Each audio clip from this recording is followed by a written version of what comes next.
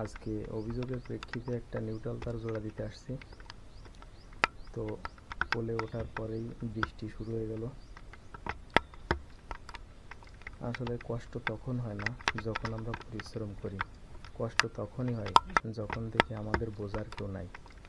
আমরা দুইজন আসছি এই তারটা জোড়া দিতে, কিন্তু এইখানে একজন গ্রাহক নাই যে এই বৃষ্টি মোড়ে আমাদের একটু হেল্প করবে, আমাদের রশিটা একটু টাইনে দিবে। আসলে লাইনম্যানদের কষ্ট কেউই বোঝে না, শুধু বলে ভাই কারেন্ট দিবেন কখন। যাই হোক, আসছি যখন জোড়া তো দিতেই হবে।